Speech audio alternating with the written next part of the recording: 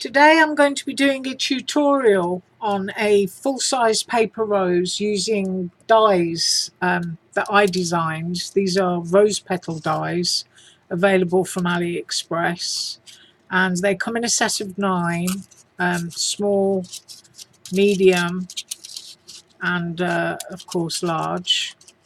You can cut as many as you want of these. On average there's probably 20 to 40 petals on a real rose, but obviously using paper, which is a lot more bulky, you could expect to use half as much. You can make them as small or as large as you want. You can use just the large petals on their own or just the small petals on their own, etc. But today I'm going to make a full-size rose using all 3, and to do that I use Dollar Tree file folders, which are these, and you get 8 in a pack for $1. I'll just grab a pack here. Hope you can see that. You used to get 10, but now you get 8. And what I do is I open one out, cut it straight through the middle, and then I spray with any inks that you have. For this one that I'm doing, which looks rather like sweet potato chips, I used dilution sprays in Postbox Red and Pure Sunshine. Obviously the two combined produce a very brilliant and almost neon orange. One of the things that I also do is I spray both sides of my folder and allow it to dry before die cutting. And the reason that I do that is because when you hand make things and you give gifts to people and you tell them that you made it yourself, 9 times out of 10 they're going to turn it over and give it a good inspection to see just how you made it. Therefore, I always believe in fully finishing both sides before I gift anything to anyone. You're also going to need stamens. These are from AliExpress, and you can use them in a variety of ways. But for doing a full-size rose, I like to use a cotton bud. I know that looks rather odd. It's been sprayed in the same colours as the petals, and then I just knot the stamens on there. Obviously before spraying I spray the whole thing together, and as you start to build your rose the stamens come up to look a lot more natural than they actually look now. But to get your stamens onto your cotton bud, you simply take one, spin it around and knot it like that, and you just put your cotton bud in between and give it a good pull, and it will hold onto your cotton bud. You will also need 2 tools. One is a broken barbecue skewer, which I like the dimensions of, and it's got a bit of flex in it for when you want to curl petals. And the other thing I use is a pokey tool to curl petals. Right, I've shown you the tools. I'm just going to pause briefly and then I will show you how to curl a petal. Okay, I have a small, medium and large petal that I haven't done yet, just to show you how I do it.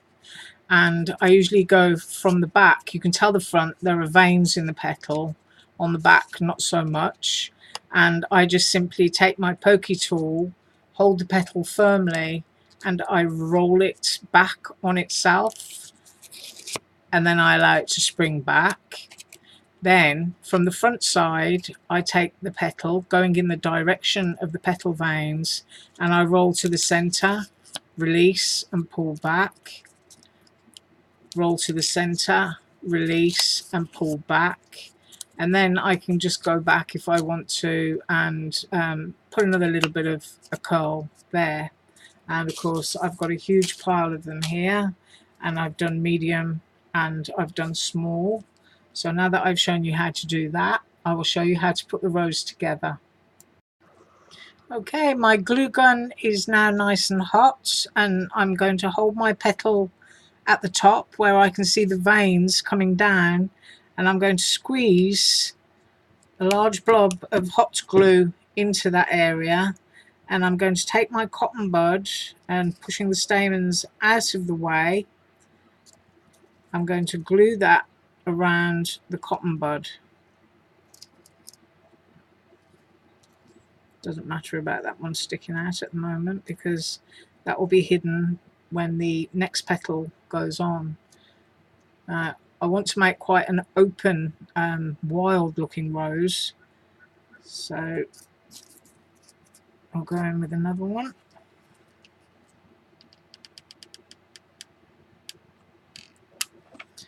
And I'm going to the opposite side, drag those stamens out of the way there, and pinch.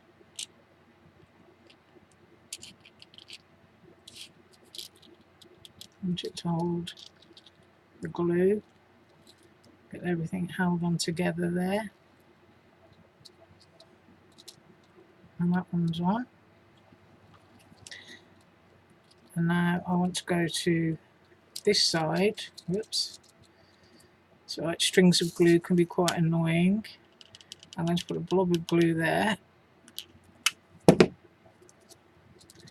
And you want to overlap your petals.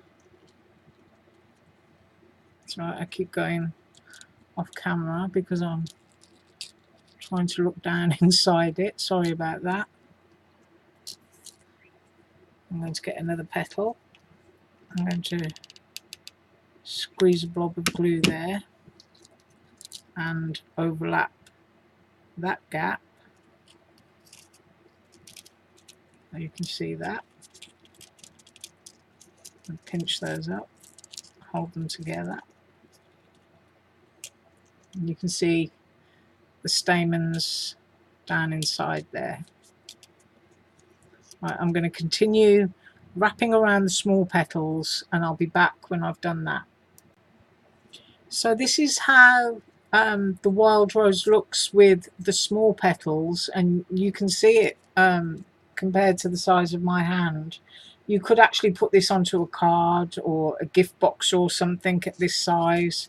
And of course you don't play and curl the petals until you finish gluing the whole thing together. That's when you start to see the shape. But as I said, I'm going to do a full size one. So now I'm going to go in with the medium sized petals and begin gluing those around and starting to overlap, and I'll be back when I finish that. I've now added the medium sized petals, and in my hand you can see how big that is now, and I'm going to begin to apply the larger outer petals, and I'll be back once I've done that. Okay, I'm back and I finished gluing on the large outer petals, and we now have a full size, almost neon orange bright rose. And it's at this point where you would flip your rose over so that you can see the base there, and you can see the way the petals have all been layered around, and you will take your scissors and you will snip the cotton bud off. You no longer need that, and your rose can now sit flat on a surface. But to make sure nothing in that area comes apart, I just like to put a small bead of glue on there. And of course you can always pull your strings off, the strings of glue, once it's gone cold. But even if this sticks to my craft mat, it's silicone and it's going to peel off, so I'm quite happy to flip that over and let you have a look. You can see all the veins and detail there, and you can see it to the size of my hands. I'm sorry that they're orange. Some of the ink came off and stained me. It's at this point where I would take my half of a barbecue skewer and would look at the flower and decide if I want to curl a leaf up slightly or down slightly. just to get more of a sense of realism. And so that's what I would do, particularly in the centre. This is supposed to resemble a wild rose, so I've decided I'm going to curl that leaf out there, and sorry, petal, and maybe do that one there, and just keep turning it around, and you can curl and play with it until it has the look and the appearance that you like. Now, with this die set, as I said, I actually designed these dies. I also designed the rose leaves, and these come in 5 sizes, even though I've only got 2. But as you go around, if you cut those in green, you can see that the size is complementary to the size of the rose, or if you were making a smaller one, you could just dot the smaller leaf around. But it's a great die. It's a great size, and as I said, you can make 3 sizes of roses with it, or you can just make one large jumbo rose. But I think I'll save this one to put on a gift package. Thank you for watching. Bye.